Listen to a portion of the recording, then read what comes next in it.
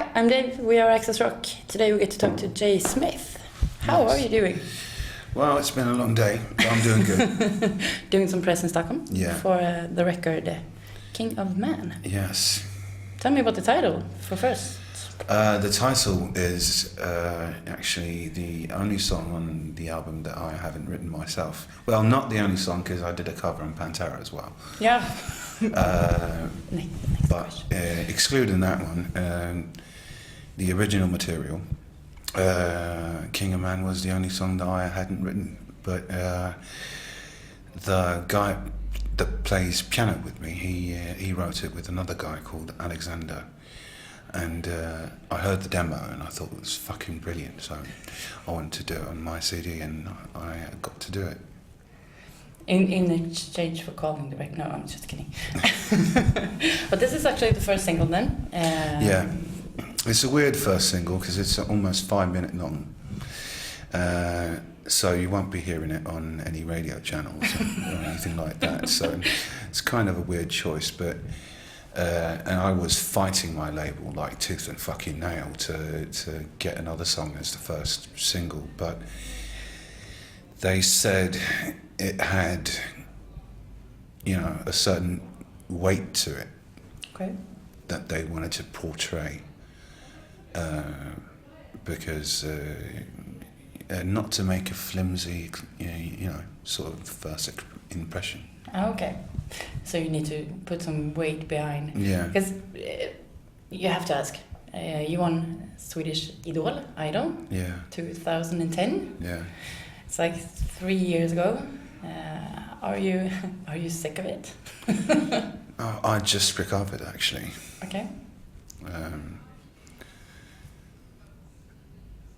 Being on Idol was sort of like a turning point. You have to go in with a completely open mind, because as I am, I like rock and roll and blues, so there was a lot of material that I knew that I was going to have to do that I personally wouldn't, like to do if I could skip it. So I had to go in with a completely open mind, and it sort of changed my way of viewing music in general. Okay. I found that I like singing, and it doesn't matter who's listening to it. Okay. As long as they listen. I see, because you had the band from Benzo before. Yeah. What's up with that band now? Well, we're just playing it cool. The first couple of songs that was written for this album was actually written for Von Benzo. Okay.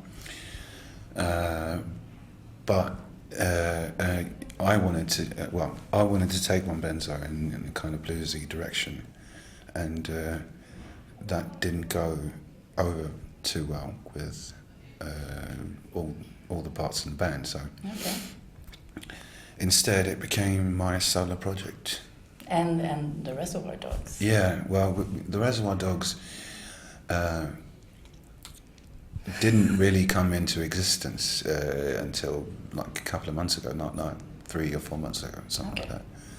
So we started recording. We recorded half the album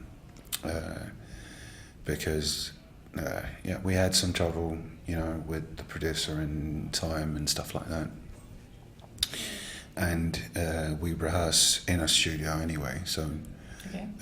we recorded half the album there, and I recorded half the album here up in Stockholm. Okay. With a producer named Daniel Sundqvist. Nice name. But so Mr. White then, as you recently presented him as, he has been with you all this way then? Yeah. So I'm not really. Yeah. Well, he's been my sort of creative and emotional, bouncing ball he's helped me to sort of get in the right direction. If it wasn't for him, I don't think this album would have ever gotten made. Not completely, anyway. Okay. So he's. We started out as partners in crime, and now we have two more, but they're younglings, 19 and 20. Oh, okay. And they still got that, you know, the hunger, the fighting spirit. Which one? Which color are they? Oh well, Rob's pretty much Mr. Grey, because he the way he plays the drums, he's kind of bangs all the grey matter out of your brain. And Lee, he's a brilliant bass player, and he I like to call him Mr. Blue because he likes to play the blue notes. Okay. And you would be? I would be Mr. Pink. Mr. Pink. Yeah, the rational one. No, I would probably have to go with Mr. Blonde. You know, crazy guy, cuts ear off the policeman and stuff like that. Yeah, okay. That's me. But on this album, you have a lot of guitars and piano, but it also goes to a bit of the bluesy way, as you said, and also somewhat towards some jazz. Yeah, well, it's sort of like because it's been such a long. I mean, we started writing and recording songs for this album in the early winter of 2012. Okay. So it's sort of been a journey through blues and through something that would be commercially viable. So some would call it sort of like, you know, scattered. But I would like to call it a journey, because that's what it's been, you know, trying to find the blues in every sort of which way. So sometimes it's a bit like 30s jazz, and sometimes it's a bit like, you know, Joe Cocker. And we haven't really sort of found our sound yet, you know. Okay. We're still searching. But we've already written, you know, almost half of next album. Okay. So every time we meet, it's a really cool, creative process. And it helps to have two young, hungry guys who really want to do it, you know. Because you're very old. I feel very old. I'm 32. I'm starting to feel my age. Okay. Well, not that old compared to Mick Jagger. And well, that's who we're trying to compete with, because that's what the thing was with Von Benzo and the type of music we were doing. We're competing with bands from America and all over the world that sounds pretty much like us, with singers who sound pretty much like me. So I was thinking, how do I do it and not be compared to all those other guys? So I tried to do my own thing, but be it, you know, so far from Von Benzo as I possibly could and still be me. Okay. Because if I had gotten, you know, the first couple of songs I tried to write on my own, I wrote on the guitar. And since I was a primary songwriter in Von Benzo as well, it sounded a bit Von Benzo light, you know. And it felt a bit like Daltrey, and then I would have to go out and kill myself. So I thought, why not sort of change it around and try to compete with the guys that are probably going to drop dead in a couple of years anyway, you know. You mean like just swooshing into their place? Yes, that's what I was thinking. So that is actually the general plan is, yes, the general plan is to take over.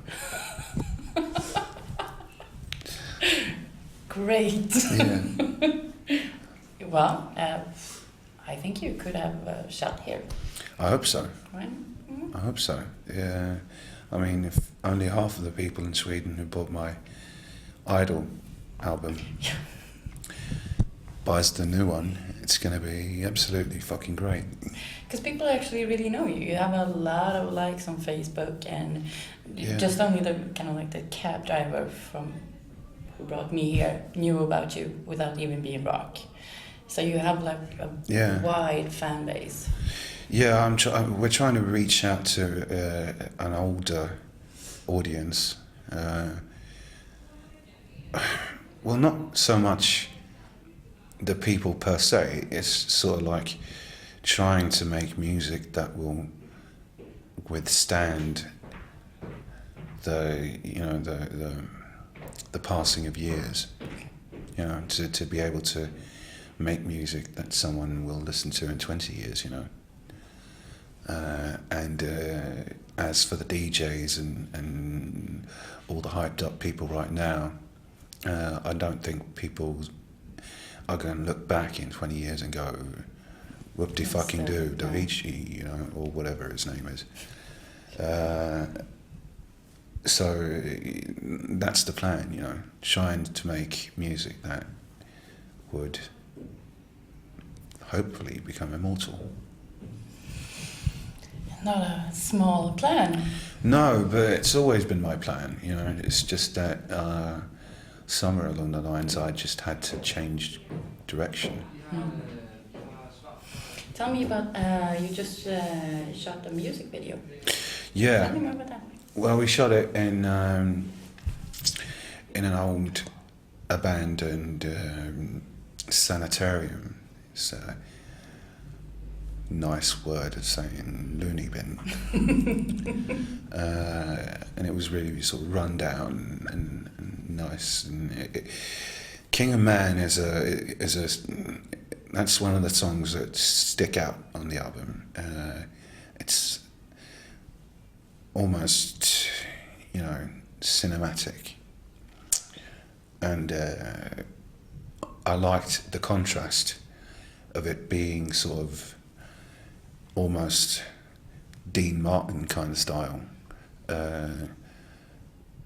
to having blood on me everywhere and being, you know, yeah. It's a nice contrast. It's nice. Yeah, I was actually thinking about sitting in a bathtub full of blood and sort of splashing myself with it, but we didn't really. It was too cold. I would have probably died. So that idea got thrown out the window. Okay. But I was when the day came, I was kind of happy about that because I would have probably frozen to death. It would have been hard to release a record. Well, it would be hard to mouth the fucking words in a bathtub full of ice. Could somebody help him? Yeah, well, I'm not a model. I'm a singer. You're also going on tour. Yeah, well, hopefully it's going to end in a couple of years. Yeah. But on Saturday we go to Hamburg, and on Sunday we're in Berlin, and then I have a couple of days off, and next weekend we're going somewhere, but I'm not sure. Okay.